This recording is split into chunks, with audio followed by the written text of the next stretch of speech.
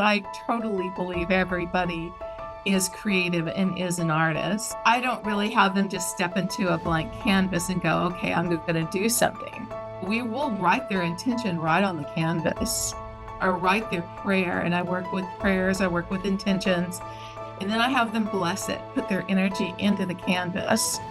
And then I have them close their eyes and find where they feel that intention or where they feel that prayer in their body.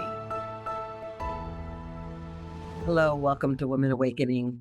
I'm your host, Cynthia James. And, you know, every week I'm excited to introduce you to a new woman. I really believe that this is the time on the planet where women are emerging, bringing our gifts, our talents, our light, because I really think that things have been a little askew. And so our bringing our nurturing selves to the planet creates more harmony, more balance. So I do these every week. We're on all the platforms where you can get, your podcast, and we're on video YouTube. You look for Women Awakening with Cynthia James. You also can look for me online. CynthiaJames.net is my website. I have a private community that doesn't include social media conversations. I have newsletters and lots of gifts to support your awakening. So please subscribe, please share the video, and please give us a review. They're very important to us. So I want to introduce you to someone new to me today. Her name is Helen Bradley, and she's a creative life coach, expressive arts facilitator, and founder of Playful Art Studio in Agoura Hills, California. She creates safe, sacred spaces where people discover freedom and healing through painting, journaling, and creative expression.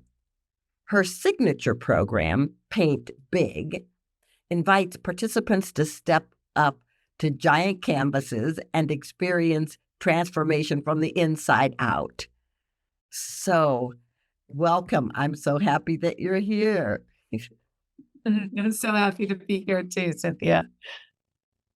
So I just want to start with how you grew up, where you came from. A lot of people look at successful people and just think that they sort of just came on the planet with all these gifts. And so how did you grow up?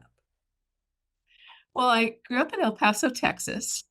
So, and around a lot of animals, around horses and goats and chickens and all sorts of stuff.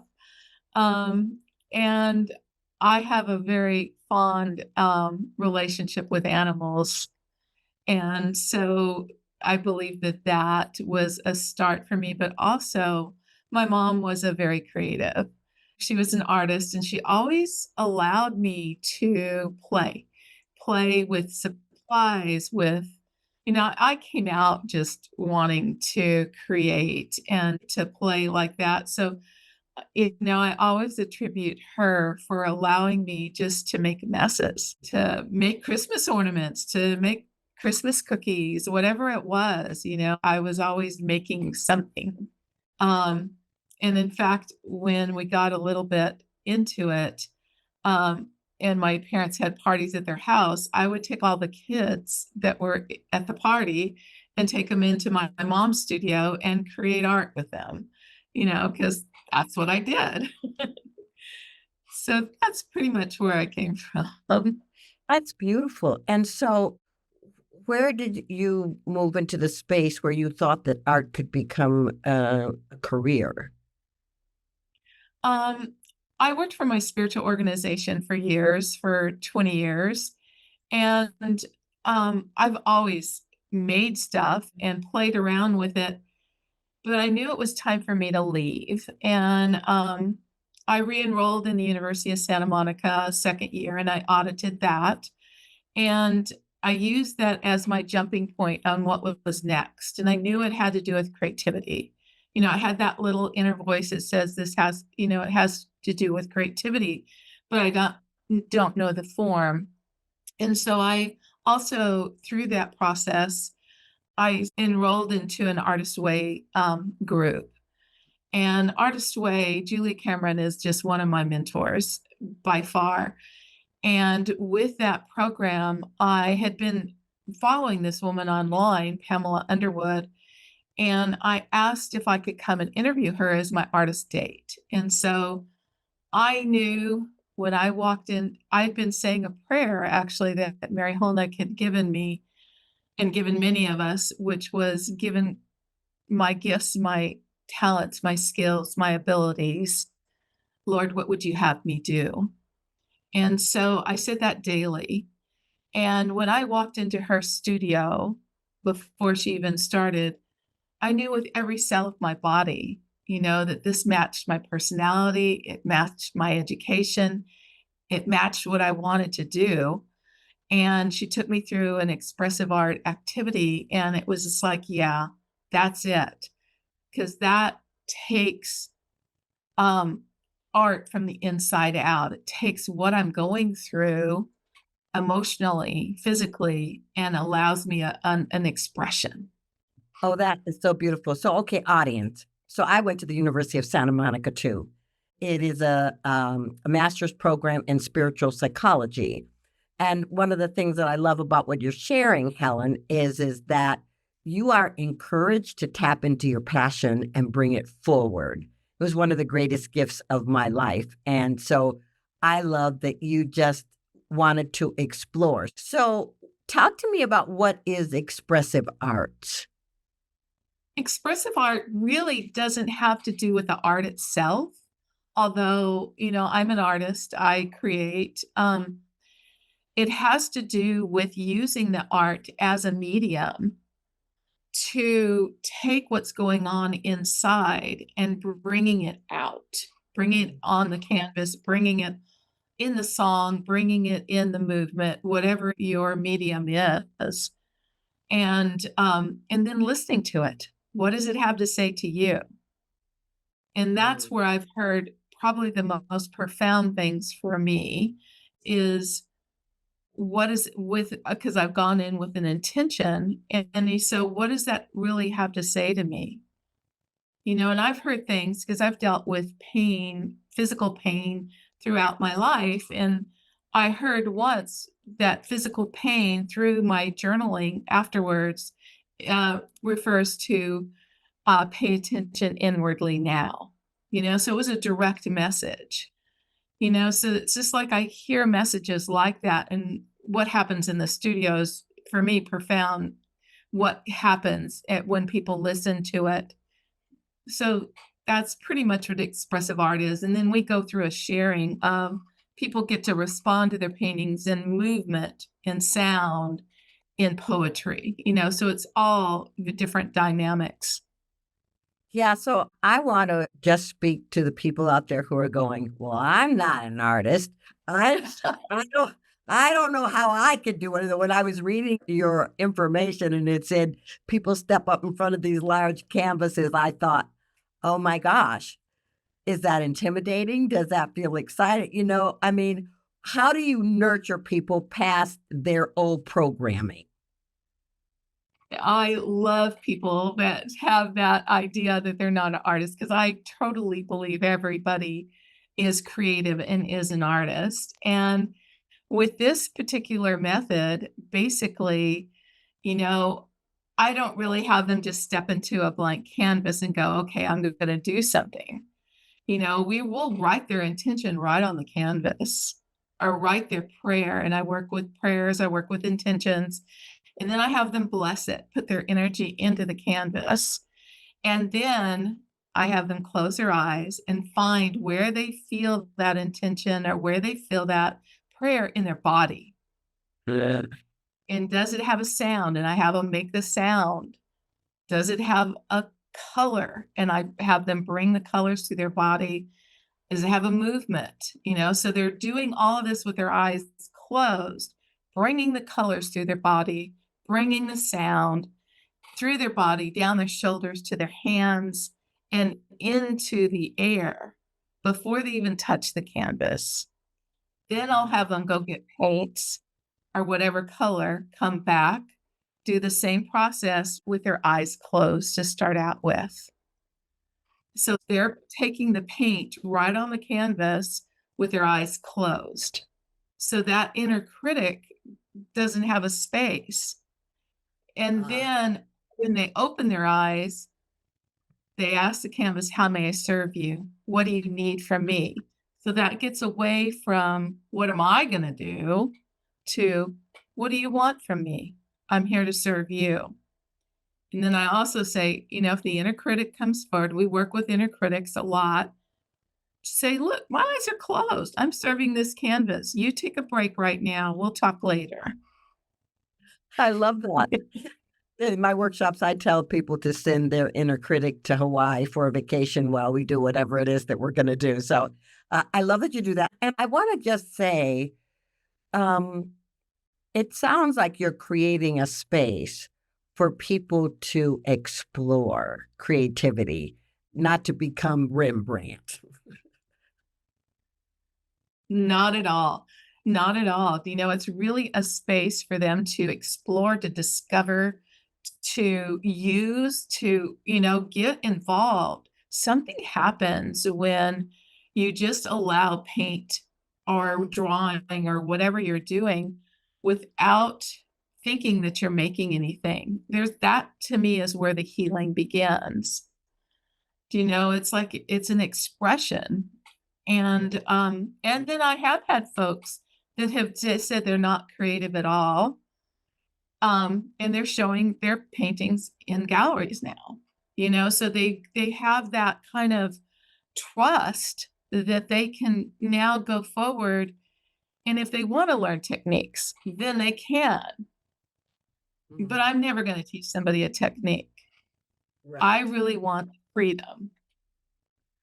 Well, I love that. And I was looking at your program. You were talking about 6-week online immersion, mystery of self healing through art making. So, do you think that art and creativity are healing mechanisms? I do. I do. I believe art is healing. I believe, movement, dance is healing. I believe any kind of expression like that is healing because you're giving voice to whatever's going on. You're giving expression to it rather than clamping down and holding it inside. I've had people come in here that have gone through divorce or going through divorce. So they've used that to get whatever the feelings are out. Mm. I've had people with illnesses, all sorts of stuff, and they use it as a medium to get it out. Good. So, have you used art for your own personal healing? And if so, You how? bet. You bet. My doctorate degree is in spiritual science, and it was all about prayer art. And I have taught this method to many, many, many people because I believe anybody can do it. It's a practice. And I'll go in every morning, or I give it to my clients for a 33-day process where we'll write a prayer or a deep intention and then give it voice on in the page with pastels or paint or whatever that person has or myself, and then I listened to it.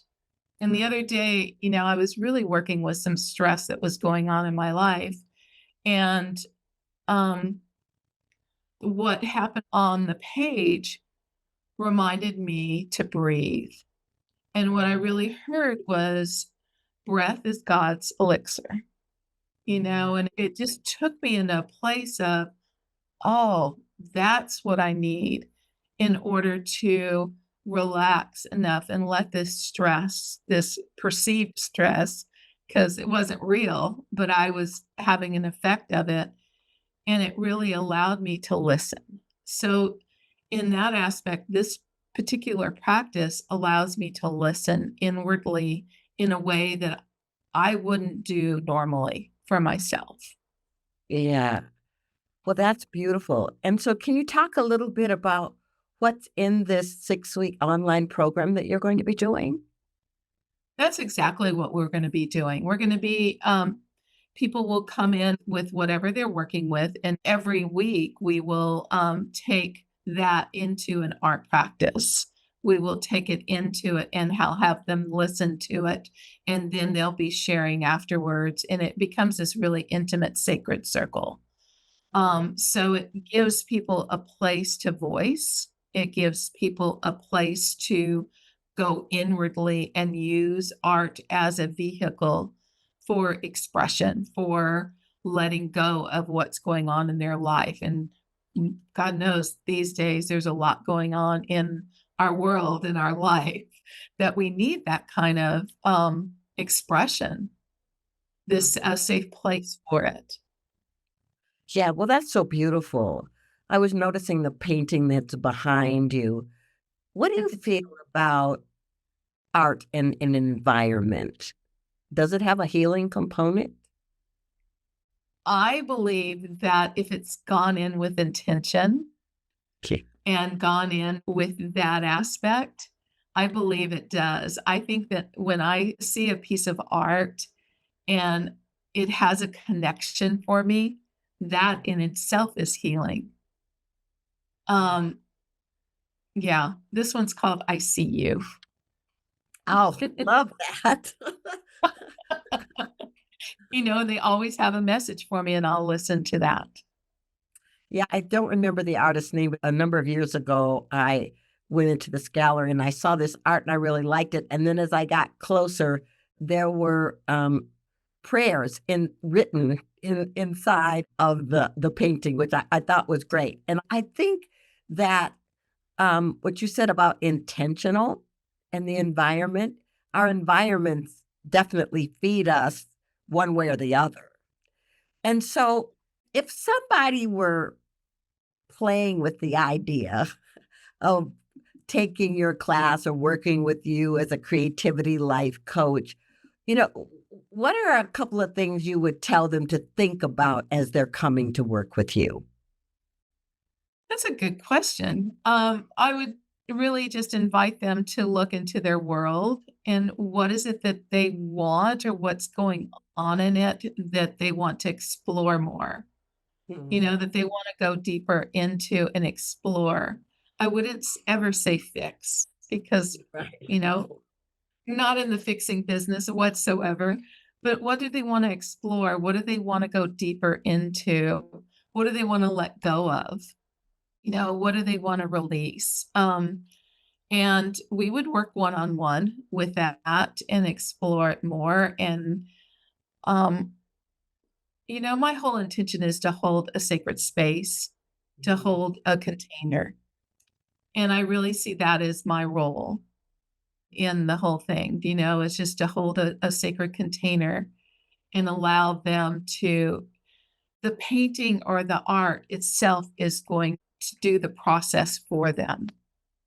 And Yeah. I've seen that so many times. So many times I've seen people come into the studio live and, they're tired for coming from work or something's going on in their life. And then they leave with these sparkled eyes. It's like, and to me, that's just precious.